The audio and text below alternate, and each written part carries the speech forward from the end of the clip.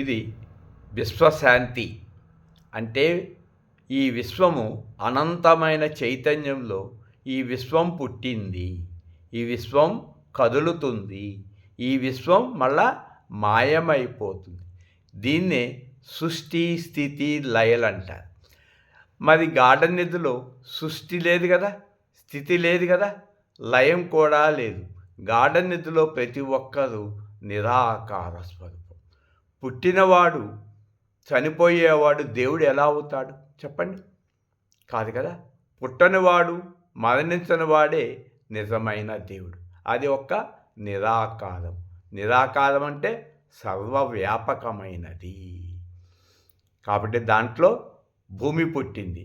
భూమి అందరికీ ఉచితంగా ఇచ్చింది తల్లి భూమాత. అటువంటి భూమాతను అమ్మవచ్చా, కొనవచ్చా? ఒక్కసారి ఆలోచించుకోండి.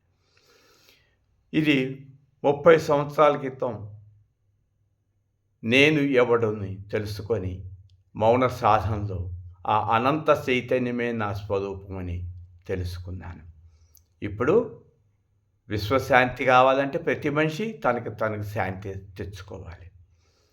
ఈ ఆకర్షణతో మనసు పాపకర్మలు చేయిస్తుంది. అందుకని ఈ ప్రపంచంలో కుంటివారిగా, గుడ్డివారిగా, చెవిటివారిగా, మోగవారిగా, కుష్టి వ్యాధులతో మానవుడు బాధపడుతూ ఉన్నాడు. ఎన్నెన్నో యాక్సిడెంట్లు చూడండి, ఘోరాలు, యుద్ధాలు, చంపుకోటాలు, పోలీస్ స్టేషన్లు, కోర్టులు, న్యాయస్థానాలు. కానీ ఏ ప్రాణికి ఇవి లేవు కదా. ఒక్కసారి మానవుడు మాధవుడుగా మారాలి. అంటే ఈ విశ్వం పరిమితమైంది, నశించిపోతుందని తెలుసుకొని విశ్వేశ్వరుని ధ్యానించాలి. కాబట్టి అప్పుడేమవుతుంది? ఆ విశ్వేశ్వరుడి కృప దొరుకుతుంది, అనంతమైన చైతన్య నిరాకారం. అప్పుడు మనం కూడా జన్మమరణ చక్రం నుంచి బయటపడ్డాం. కాబట్టి ఈ విశ్వశాంతి కుటీరాల నిర్మాణం కోసం ఎవరైనా 1 ఎకరంలో ఇచ్చిన దాంట్లో నిర్మాణం చేపట్టబడదు. ఇక్కడ ఆల్వాల్లో 2 లక్షల రూపాయలు ఇచ్చినచో మీ పేరుతో కానీ, మరణించిన వారి పేరుతో కానీ ఒక కుటీరం నిర్మాణం చేసి అక్కడ మౌన సాధకులకి మాత్రమే వినియోగిస్తాను. ఇది world is my family, I am father of world.